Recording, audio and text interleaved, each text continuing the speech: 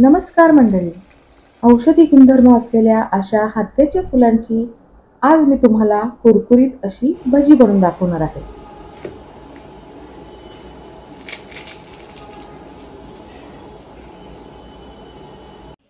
आम्ही जिथे राहतो म्हणजे नवी मुंबईत आम्हाला ही हातगाची फुलं मिळत नाही.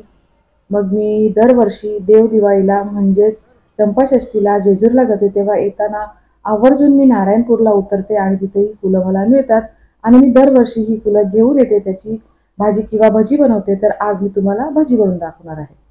हे बघा, या फुलांमध्ये असा हा कोंबडा असतो, याला कोंबडा बोलतात.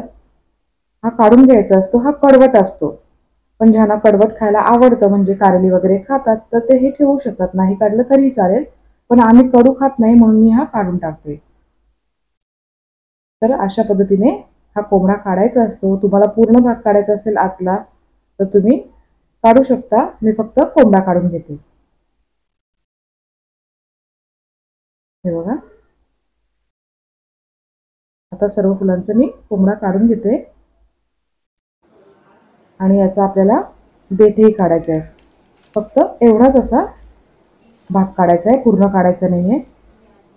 आता मी पूर्ण फुलांची भजी करणार आहे. तुम्हाला पाहिजे असेल तर तुम्ही फक्त पाकळ्यांची करू शकता. तुम्हाला पाकळ्यांची भजी करायची असेल तर तुम्ही पाकळ्या अशा पद्धतीने वेगळ्या करायच्या आहेत.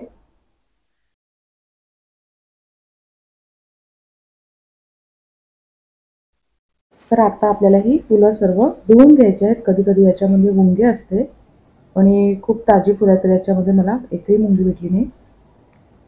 तर पूर्ण ही स्वच्छ अशी धुवून घ्यायची. आता मी भजीसाठी बॅटर तयार करते. तर त्याच्यासाठी मी 1 वाटी बेसन घेतलेलं आहे. भजी कुरकुरीत होण्यासाठी याच्यात अर्धी वाटी आपल्याला तांदळाचं पीठ घालायचं आहे. पाव चमचे हळद, चवीनुसार मीठ,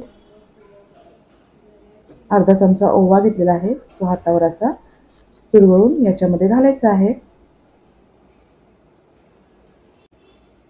याच्यामध्ये घालणार आहे मी बारीक चिरलेली कोथिंबीर. आता थोडं थोडं पाणी घालून हे आपल्याला छान असं मिक्स करून घ्यायचं आहे. ह्याचा आपल्याला बॅटर तयार करून घ्यायचं आहे. एकदमच सर्व पाणी घालायचं नाहीये, थोडं थोडं पाणी घालून आपल्याला ह्याचा छान असं बॅटर तयार करून घ्यायचं आहे. अत्यंत औषधी गुणधर्म असलेली अशी ही फुलं आहेत. याच्या वेगवेगळ्या आजारांवर वेगवेगळे उपाय आहेत. तुम्हाला जर याचे गुणधर्म जाणून घ्यायचे असतील तर यूट्यूबवर तुम्ही हाद्याची फुलं सर्च करून त्याचे काय काय गुणधर्म आहेत, ते कुठल्या कुठल्या आजारांवर उपयुक्त आहेत हे तुम्ही बघू शकता. आता तुम्ही बघू शकता आपलं बॅटर छान तयार झालेलं आहे. एकदम पातळही ठेवायचं नाही आणि एकदम घट्टही करायचं नाही, अशी कन्सिस्टन्सी आपल्याला हवी आहे.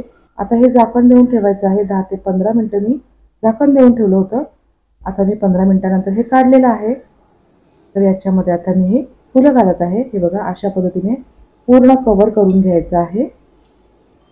पूर्ण रोल करून करून अशा पद्धतीने आपल्याला कव्हर करून घ्यायचं आहे. बघा, बॅटर छान असं भजीला फुलांना लागलं गेलेलं आहे. एकदम पातळ जर बॅटर केलं तर ते गळून पडतं. हे असं बॅटर आपल्याला फुलांना लागलं गेलं पाहिजे, म्हणजे भजी मस्त अशी कुरकुरीत बनते. गरम गरम तेलामध्ये मी हे सर्व फुलं सोडलेली आहेत.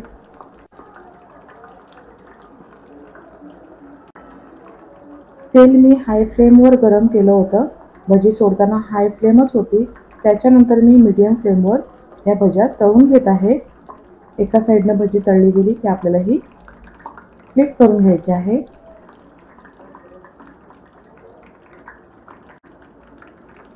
मीडियम फ्लेमवरच आपल्याला या सर्व भज्या तळून घ्यायच्या आहेत.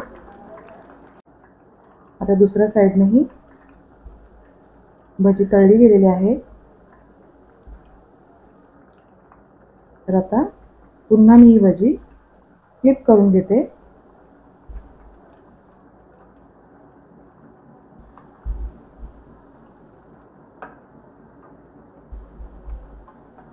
बघा, अखंड फुलं ठेवल्यात त्याच्यामध्ये किती छान दिसत आहेत. मी जेव्हा पण ही भजी करते ना तेव्हा अख्खी फुलं ठेवूनच मी भजी करते. तुम्हाला पाहिजे असेल तर तुम्ही पाकळ्या काढूनही त्याची भजी करू शकता.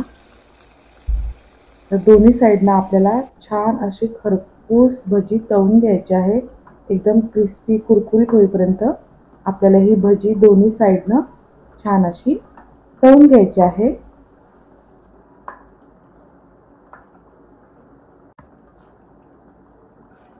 ही बघा आपली मस्त कुरकुरीत अशी भजी तयार झालेली आहेत। तर अशी ही औषधी गुणधर्म असलेल्या हातक्याच्या फुलांची भजी तयार झालेली आहे। तर तुम्हाला आजची माझी भजीची रेसिपी कशी वाटली? जर तुम्हाला माझी याची रेसिपी आवडली असेल तर माझ्या व्हिडिओला लाईक करा, शेअर करा आणि सबस्क्राईब करायला विसरू नका। धन्यवाद।